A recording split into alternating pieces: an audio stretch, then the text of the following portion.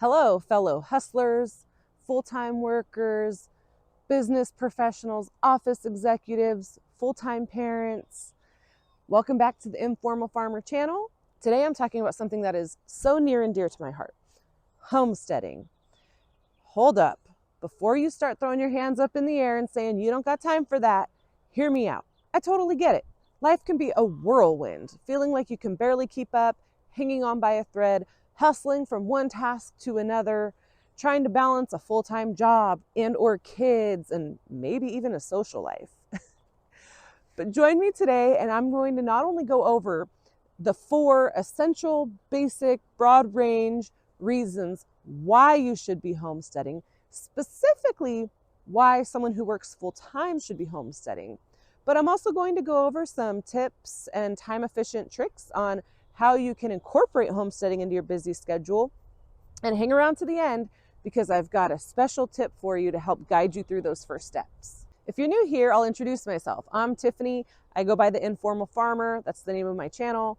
I'm a full-time registered dietitian, mother of 2, and passionate homesteader. I've been on this homesteading journey for the last 3 years, almost 4 years now. And before that, I gardened in whatever space I had. So I completely understand the struggle balancing a full-time job or full-time parenting plus kids and having a desire for a sustainable lifestyle. My goal here is to help guide fellow full-time workers or full-time parents who don't think they have the time to homestead. I want to guide you through the path to show you not only is it possible, but it's totally doable with whatever schedule you've got. Thanks for joining. If you're new here, don't forget to like the channel and hit that subscribe button down below. Okay, let's jump right in to the benefits of homesteading with item number 1, self-sufficiency. Picture this, coming home from a long day at work or a long day of watching the kids, and instead of wondering what you're gonna pick up for dinner or what you have to cook or, oh, you forgot something and you have to run to the store, instead, you can walk out into your yard, pick some fresh organic fruits and vegetables. Maybe if you have a deep freezer full of a meat from an animal you had processed, there you go. Dinner is at your fingertip. Sounds pretty dreamy, right? Homesteading not only empowers you to support yourself, it also reduces your dependence and reliance on grocery store chains, fast convenience foods. Ultimately, it brings a sense of fulfillment to your daily life. And here's the best part. You don't need acres of land. You could start homesteading in a balcony or a windowsill. You could start a small garden with a little TLC. If you have a bigger backyard, better yet. I have tons of ideas of what you can do to start homesteading. Added bonus, think about all the money you're going to save on groceries. Yes, of course, it takes time and some money to start homesteading. But overall, you're not having to waste time and gas and all the money at the grocery store for those extra purchases you didn't plan on buying. Benefit number 2, and this is one of my favorites, the benefits of health and well-being. When we homestead, not only are we nourishing our bodies with the fresh, organic produce that you're getting from the farm, or the meat that you raise, or the eggs that your chickens lay for you, which is fueling your body and giving you the right nutrients, but you're also helping your mental state, because we all know after a long day at work, sometimes you will need to come home and unwind a little bit. There's nothing like working in your garden to relax.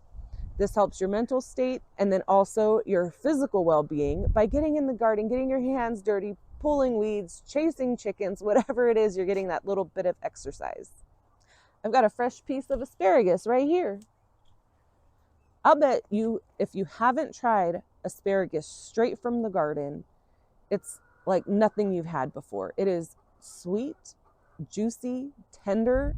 It is so good. It is better than you can imagine. So if you don't like asparagus from the store, I highly recommend you try growing your own asparagus and eating it fresh from the garden. Benefit number 3, another one that I love, is environmental sustainability. With our planet in such a desperate need for some TLC, homesteading offers a sustainable solution. I am very passionate about trying to give more back to the earth, to the soil, than I take from it. By embracing sustainable practices like composting, rainwater harvesting, or using renewable energy sources, not only are you reducing your carbon footprint, but you're making the planet a better place for generations to come. Also, when you share your surplus produce, crops, or whatever with your neighbors, friends, and family, you're helping spread the message of sustainability. For benefit number 4, we're getting up close and personal. I'm talking money. Of course, when you start homesteading, it does require an initial investment of time and resources. But as you get going, you'll realize not only is it worth it, but it can start to regenerate itself, so you're not having to put as much money into it. For example, this that I'm growing right here is lettuce, and next to it I have cilantro. And I'm growing them from seeds that I harvested from my crops last year. So yes, I had to buy seeds the first time, but then when I planted them and they grew, if you let them stay in the ground, they go to seed, and then you dry out the seeds, and I was able to plant them here for free. Also, when it comes to how we fertilize our soil, we have pigs and chickens, so we can make our own compost from their poop. And once you follow the right process, it's sterilized, and then you can use that to add more nutrients into the soil. So there you have it, folks.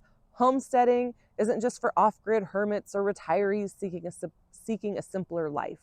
It's for everyday people like you and me, working full-time, raising kids, having hobbies, having a social life. We work hard, we play hard, and we want to live life on our own terms. All right, if you're still hanging with me this far in the video, thank you. Hear me out. I wanted to cover some of the challenges or resistance you might have to homesteading. Because if you were like me, or like I was, I was working full-time. For years, I was wanting a simpler, more sustainable life, having more control of my food and where it comes from, less reliance on the traditional food systems. And for one, I didn't know it was called homesteading. Okay, so it took a long time to figure that out. So congratulations if you're learning that today, and your takeoff point of how to learn more. Also, of course, I was like, there's no way like I could have a cow or have pigs or chickens and have a full big garden or whatever. But I was really passionate about my goal to make or grow most of my own food. And so when I aligned my passion with what was possible, it made it easier to take those first steps. So my first tip, start small, okay? Don't think you have to go buy 40 acres of land and go 100% in. For one, it's going to cost a lot of money. 2, it takes practice to learn those skills to get to that point. And it's going to be overwhelming. So unless you're going to like pay someone to come coach you and show you everything, I recommend start small. You can incorporate little activities into your already busy schedule so that you can start to build the confidence to progress and take on one more task or take on one more chore, as you might say. Something that I think is really helpful, if you like gardening or think you want to try gardening, is what produce do you like? All right, like some people, it's really common that people will say there's nothing like a homegrown tomato, and I agree. Most things you grow homegrown are far superior, more flavorful and nutritious from anything you can find at the store. So for me, I love peaches. I have a couple peach trees, and it is so rewarding for me every year when the peaches are ready. And that encourages me. I'm like, wow, I grew a really tasty peach. Maybe I could try a pear or an apricot or apples. So start with something that you already like, and that can help give you the motivation. But also you need to know your growing zones, okay? You need to know what's going to actually grow in the area you live. If you live somewhere where you can't grow peaches, then I wouldn't recommend it, because you'll be highly discouraged if your peach tree, gets diseased or just won't grow or produce fruit. So you need to do the research to find out what actually grows where you live. Another thing that really motivated us is my husband wanted a salsa garden. All you need is a couple tomato plants, or even just one, some onions, some cilantro, and if you like it spicy, a couple peppers. And so when all of those things are ready, you can make your own homemade salsa, and it is very delicious. So if you have an idea like that, it's a good place to start. Say you're not into gardening, okay? Maybe you want to get a couple chickens. Chickens are so low maintenance and easy, and every day you get a couple eggs. maybe you don't have space or have a yard, right? Like you could do an herb garden in a window or a balcony. Um, but something that you can do no matter where you are is start learning about sustainability, composting, like a vermicomposting worm bin you could do practically anywhere. But you could also do food preservation, whether that's canning, using a dehydrator or a freeze dryer, or you could do different things for food preservation. So the next time, if you buy a food dehydrator, the next time your favorite apple is on sale, you could slice them up, core them, and dehydrate them to make your own apple rings. And so you can learn about the different ways to preserve your food. That way, when you do start growing your own food and you have an abundance of food, on top of giving it away to family and friends, you can preserve it. So when it's not in season, you still have access to those foods. Okay, another tip is efficiency, right? So we already have very busy lives, and we're not trying to add a whole lot on our plate, especially when we're just getting started. So one of the things that we did to really streamline our process and make it very efficient in our garden, we added automatic waterers. So they're on a timer and they have the different outputs to determine how much water the plants get. And so every day my garden waters itself. It's a beautiful thing. The only energy I need to put into my garden is when I'm planting my seeds or herbs or crops, and then at harvest time, and preservation when after everything's been harvested. In our animal areas, they all have automatic waterers, so we don't need to always refill their water bins or worry about them knocking them over, that they just are mounted and they replenish themselves. Another thing is that location, right? So over by our pig pens, we have all the tools we need to clean, to brush them, to medicate them, or whatever it is. Everything is in one central location. And then same thing for our chickens. So all the food, all the tools, all the grooming, everything is really central and located. It's like right behind the camera. That's why I'm looking that way. It's all just right there. So we've minimized our time from having to, if we stored our food on that side of the yard, it wouldn't make sense to have to walk all the way across the yard every day. So location is a big one when it comes to improving and streamlining your process. The last thing I want to talk about is the homestead mindset. So you really learn to slow down, right? Because everything takes time. You planted a seed, it takes 5 to 15 days to germinate, actually come out of the ground. And then it gets those first few leaves. And then a couple weeks later, it's getting longer and growing more leaves. It's really cool to see that, especially if you have children, for them to witness that and learn about that. If you're going to incubate your own chickens, it's a really cool experience, especially for kids, but adults also, to see that process of incubating an egg and hatching an egg. So just remember, we've got to slow down, and then the mindset shift of learning that new appreciation for food. Farmers go through a lot, and we don't see it because we just go to the store, put what we want in a cart, and give money to the cashier. We don't know that whole backstory. And by homesteading, you get to learn all about it.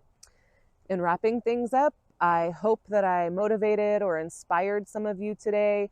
I'd love it if you drop a comment to let me know what you're thinking about doing, or what inspired you in this video. Also, down below in the description section, I've got my free guide.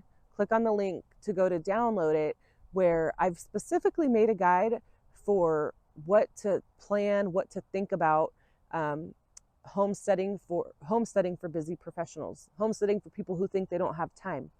I kind of walk you through those first steps because I've been there and now I'm doing it, and I want to share that journey with you guys. So again, thank you for joining. Again, hit the subscribe button, leave a comment. I appreciate all the feedback, and thank you again for being here. I truly do appreciate sharing my journey with you.